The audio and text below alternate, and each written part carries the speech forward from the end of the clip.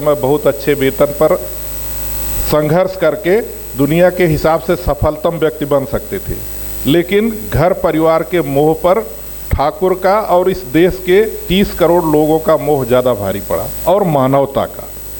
स्वामी जी जब देखे कि यहाँ इतना हमारे अंदर गुलामी का संस्कार इतना प्रबल हो गया है कि ये वही भाषा समझेंगे अगर पश्चिम से हम अपना प्रमाण पत्र लेके आए। आज भी है कि ये डॉक्टरेट किए हैं अमेरिका से, MBA किए हैं फला से, अपने यहाँ संस्थान है, उससे आपको बड़ी देर में गर्व होता है। यह गुलाम मानसिकता दूर करने के लिए जो मंच सजाया था पश्चिम वालों ने, मंशा तो थी अमेरिकी पार्लियामेंट में अपने ईसाई धर्म को, पश्चिमी सभ्यता को वर्चस्व देने की, और वह मंच सजा है स्वामी जी के लिए। स्वामी जी उस डिटेल में जाने का वक्त नहीं है, अमेरिका जाते हैं, एक उनका भाषण जिससे वह पूरी दुनिया में रातों रात विख्यात हो जाते हैं, और वह 11 सितंबर 1893 का भाषण कोई भाषण जैसा नहीं, जितना देर हम लोग बोलते हैं वो एक पेज का है, एक पेज का है, मुश्किल से 5 या 7 मिनट का, 5 मिनट से अधिक का संबोधन नहीं है।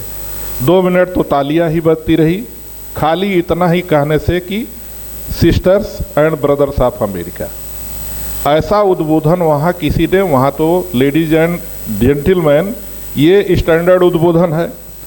यह हमारी सनातन संस्कृत की भाषा में उनसे संवाद करना था, और उसका असर ऐसा हुआ कि वहाँ सारे लोग बिना किसी भाषण, सोचिए यहाँ भाषण में क्या है ये माने नहीं था, वह महान व्यक्तित्व उस स्टेज पर खड़ा होकर जब हमारी सनातन संस्कृत के घनीभूत साकार रूप में वहाँ खड़े होकर संबोधन करा, तब उन्होंने लगा कि नहीं, हम किसी दूसरे तरह के जीव से, प्राणी से मिल रहे हैं, और उनको लगा कि सही में ये हमारे आत्मीय स्वजन। और जैसे ठाकुर ने काशीपुर में जो कहा जाता है कि सबको मुक्त कर दिया था, कल्पतर दिवस मनाते हैं, तो स्वामी जी वहाँ पर एक तरह से ठाकुर के भाव में थे, भावस्थ अवस्था में अपने संवाद कर रहे थे।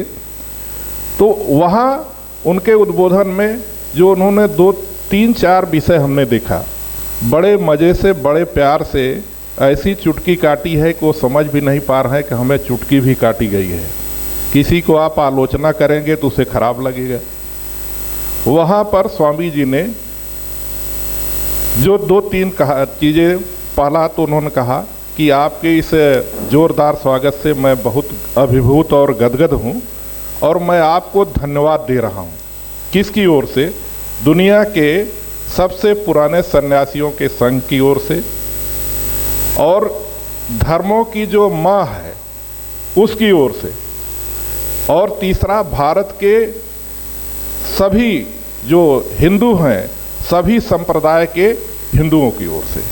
ये 3 ओर से कि पूरे हिंदुस्तान का उन्होंने प्रतिनिधित्व किया, सन्यासी संघ का प्रतिनिधित्व किया, और इस प्रतिनिधित्व करने में उन्होंने, वह कहते हैं कि अमेरिका की धरती पर पैर रखने वाला पहला सन्यासी हूँ।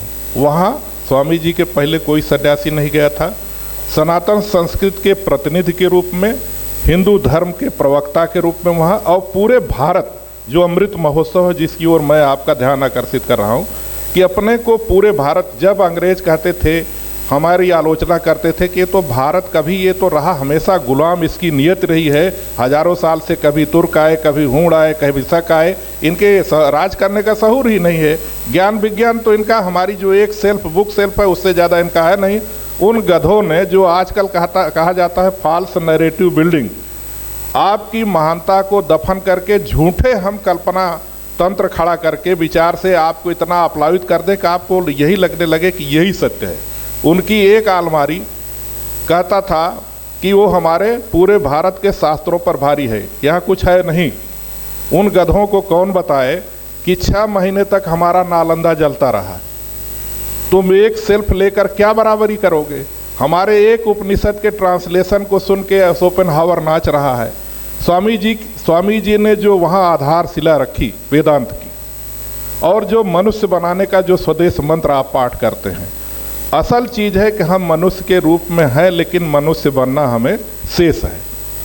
और यह सब जो स्वामी जी की शिक्षा है प्रैक्टिकल वेदांत की है। इनके द्वारा उन्होंने जो हिमालय की कंदराओं में वेद उपनिषद जो ब्राह्मणों ने दफन कर रखा था, उन सबको निकाल करके पूरी धरती पर फैला दिया।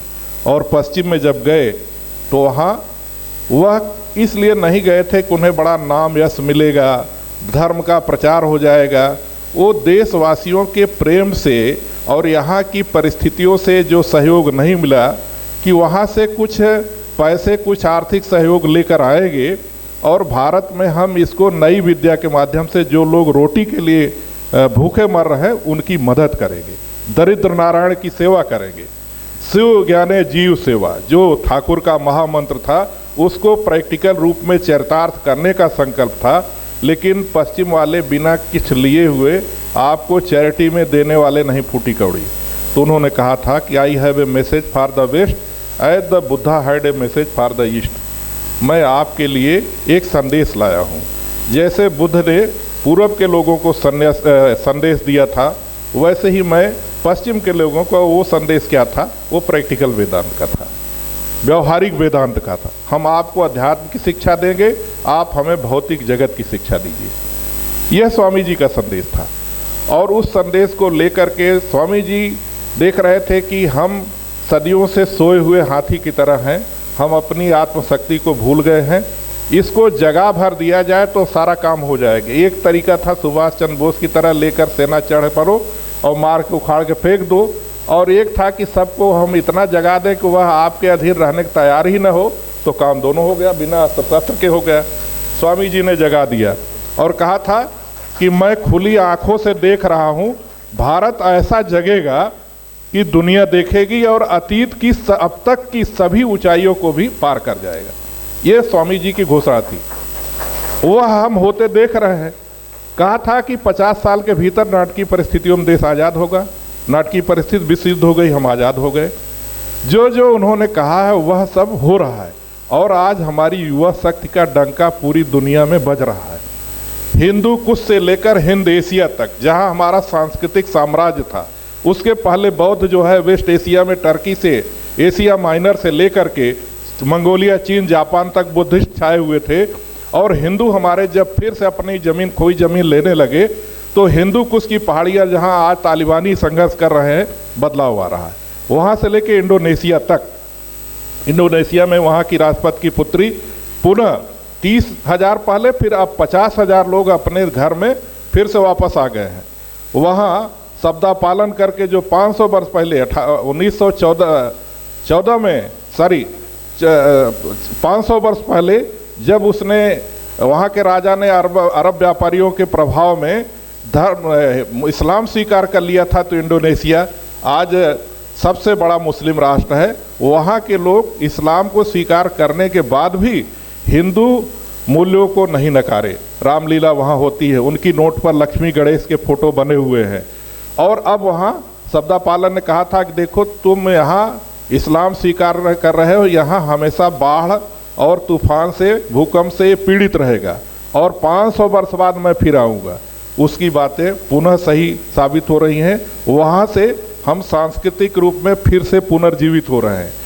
पूरब से पुनर्जीवन और अमेरिका तक, अमेरिका की धरती पर जितना तेजी से यह वेदांत आंदोलन, अमेरिकियों का जितना तेजी से सनातनीकरण हो रहा है, उतना कहीं नहीं हो रहा है। हम स्वामी जी की बातों को देखते हैं। आपसे चाहता था लंबी तकरीर के लिए, लेकिन समय की मर्यादा को ध्यान रखते हुए केवल एक बात स्वामी जी ने क्या किया है उस पर जो उनका स्वयं का कथन है कि मैंने जो कर दिया है वह भारत के आगामी 1500 वर्षों के लिए पर्याप्त है। और स्वामी जी ने क्या किया है इसको समझने के लिए एक दूसरे स्वामी विवेकानंद को पैदा होना पड़ेगा। हम लोग तो बहुत तुच्छ हैं जो अपनी छोटी बुद्धि से समझ सके, वो आपको बताए हैं। जो हमारे आगे युवा बैठे हैं, आप पूरी दुनिया आपकी है। डिजिटल क्रांति के, डिजिटल रिवॉल्यूशन के रथ पर सवार होकर हमारे युवा झंडे गाड़ रहे हैं पूरी दुनिया में। आप लोग इस रथ में बहुत सारे गंदगी कचरे भी आए हैं, इससे बचा करके माँ से, स्वामी जी से, ठाकुर से प्रार्थना करूँगा कि आपकी उम्र ऐसी है कि तितली की तरह उड़ने की, और उसमें आपके कहीं न कहीं गटर में गिरने की भी संभावना है। यह कवच अगर आप पकड़े रहेंगे तो कहीं कोई नुकसान होने वाला नहीं है। वो फिल्में ज़रूर देखिए। सबको बहुत बहुत धन्यवाद, सादर प्रणाम। महाराज जी को भी मैं अपना प्रणत अर्पित करता हूँ। इस कार्यक्रम के आयोजक करुणानंद महाराज जी को विशेष धन्यवाद देता हूँ कि आपसे संवाद करने के लिए हमें यहाँ अवसर दिए हैं। हम लोग शासकीय सेवा में हैं, लगातार घंटी बजती उठक बैठक लगती रहती है, निर्वाचन में है, कई काम है। कर्म क्षेत्र जैसे हमारे प्रोफेसर साहब सटीक जगह गए हैं, वहाँ से बहुत सारे लोग, वो महेंद्र नाथ गुप्त जी थे, बहुत सारे सन्यासी मिशन को उन्होंने दिया था। तो मैं उम्मीद करता हूँ कुछ छत पूर्ति इधर करते रहेंगे। हम आए हैं तो हम वो दरिद्र नारायण की सेवा वाली फील्ड में है। प्रतापगढ़ में 1,10,000 लोगों को जिनके छतें नहीं थी उन्हें घर दिया गया है ये, और उसमें लगभग 50% हमारा योगदान है और 50% ये केवल 4 वर्षों के भीतर। तो ये बड़ा काम और बहुत सारी स्कीमें हैं जो हम लोग निरंतर करते रहते हैं। अब उसके लिए वक्त नहीं, इसलिए मैं किसी अन्य समय स्टडी सर्किल में भेंट होती है। सबको पुनः धन्यवाद और सादर नमस्कार।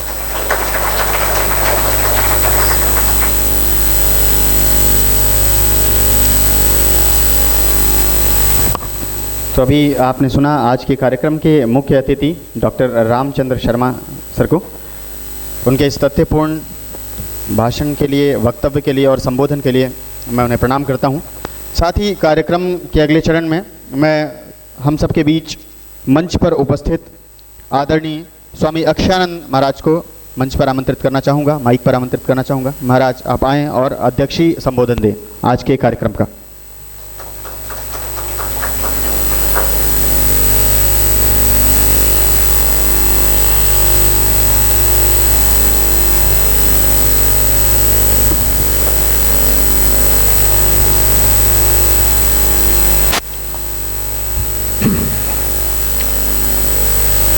नमः श्री ज्योतिराजाय विवेकानंद सूरय सच्चित सुख स्वरूपाय शाबिने तापहारिणी।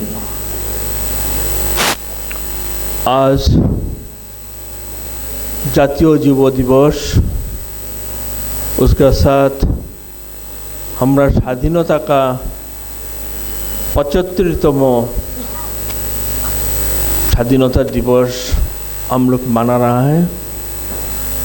जातीय युवा दिवस एवं आज़ादी का अमृत महोत्सव।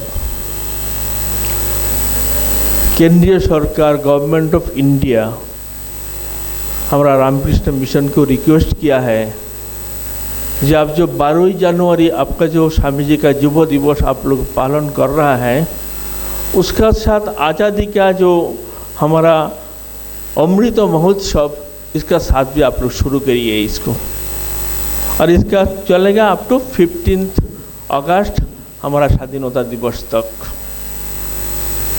तो हमारा बेलूर से हमारा भी यहाँ निर्देश आया है, सर्कुलर आया है विभिन्न कार्यक्रम का तरफ से इसको हम लोग को पालन करने के लिए, विभिन्न कंपटीशन का तरफ से, प्रतियोगिता का तरफ से, जिसका स्वाधीनता का भी है और स्वामी जी का जीवन का भी उसका कोई अध्ययन करना है, इसको फॉलो करना है इसके तरफ से। तो ये हमारा शुरू है स्वामी विवेकानंद का जातीय युवा दिवस रूप से हम लोग यहाँ पालन कर रहा हूँ। बेलूर मठ, रामकृष्ण सब शाखा और बहुत कॉरपोरेट सेक्टर, गवर्नमेंट, बहुत प्रतिष्ठान से भी इसको बहु कार्यक्रम का माध्यम से इसको पालन कर रहा है। केंद्रीय सरकारी स्वामी विवेकानंद को जातीय युवा नेता हिसाब से घोषित किया है। 1863 ख्रीष्टाब्द 12 जनवरी उनका जन्म हुआ था कलकत्ता। तो ये 12 जनवरी दिवस को ही केंद्रीय सरकार जातीय युवा दिवस हिसाब से उनको घोषित किया है। क्यों? स्वामी जीवन विवेकानंद जीवन ऐसा एक जीवन है तो खाली युवा नहीं है, सब किसी का क्लास का, सब पीपल का आदर्श हो सकता है स्वामी जी का। हमारा कोई यहाँ युवा ने बोला था कि अभी जो इतना बड़ा टाटा जो कॉरपोरेट सेक्टर का इतना बड़ा इंडस्ट्रियल है, उसको स्वामी विवेकानंद से उनको प्रेरणा मिला था उसका इंडस्ट्री करने के लिए। तो अभी देखिए टाटा का कहाँ है, कहाँ तो बचे, होल वर्ल्ड में उनका कहाँ तो पहुँच गया है, लेकिन उसका अनुप्रेरणा है स्वामी विवेकानंद। बहुत सा जामशेदजी टाटा के साथ उनका बहुत पत्रलाप भी हुआ है, और ये पत्र अभी तो जामशेदपुर में जो टाटा का सेंटर है उधर म्यूजियम में वहाँ बहुत अच्छा तरफ से सुरक्षित भी है ये। तो स्वामी जी विवेकानंद खाली युवा के लिए नहीं है, हर क्लास पीपुल का लिए है, आदर्श है। जो कुछ जहाँ रहता है उनको ही उनका स्वामी विवेकानंद को अपना जीवन का एक आदर्श रूप से उनको फॉलो कर सकता है। स्वामी जी चाहते यहाँ का जो युवक और जो युवा और जो हमारा सामने स्वामी के बारे में उन्होंने जो वक्तव्य पेश किया है अच्छा है। स्वामी जी का बहुत जीवन का आदर्श, उनका जब प्रेरणा फिर भविष्य में कैसे हम लोग को जीवन चले, कैसे चलने से कैसे जाने से हम लोग का जीवन घटित होगा, इसके बारे में बहुत कुछ इसमें उन लोग हमारे सामने उपस्थित किया है। आज हमारा जो सेलिब्रेशन का है, हमारा मुख्य अतिथि का रूप से आया है हमारा रामचंद्र शर्मा जी, और हमारा विशिष्ट वक्ता ही सबसे है अखिलेश कुमार। उन्होंने भी हमारा स्वामी के विवेकानंद बारे में बहुत कुछ हमारे सामने उपस्थापन किया है। विशेष स्वामी अखिलेश कुमार जी ने बहुत एग्जाम्पल का साथ हमारे सामने उपस्थित किया है कैसे अपना जीवन कैसे परिवर्तन हो सकता है। स्वामी जी को फॉलो कर सके उसके जीवन में कितना चेंज आता है, कितना अनुप्रेरणा मिलता है, जो जीवन में जो फ्रस्ट्रेशन आता है, जो जीवन में जो हताशा आता है, किसके कैसे इसको ओवरकम करे, इसके बारे में उन्होंने हमारा सामने उपस्थापन करके एग्जाम्पल देके उपस्थित किया है। हमारा रामचंद्र शर्मा जी स्वामी जी का जीवन का बहुत घटना हमारा सामने उपस्थित किया है।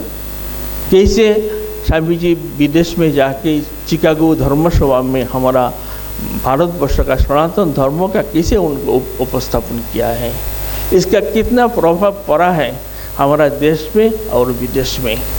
हमारा जो भारतवर्ष पहले होल वर्ल्ड में सबका एक नेग्लेक्टेड स्टेट है, नेग्लेक्टेड ये स्टेट का रूप से सबको इसको हम लोग को देखते थे। लेकिन स्वामी जी जो किया था, स्वामी जी जो हमारा सांस्कृतिक धर्म हमारा सब कुछ उपस्थापन किया है, अभी सब कुछ इनका ध्यान चिंतन सब कुछ चेंज हो गया।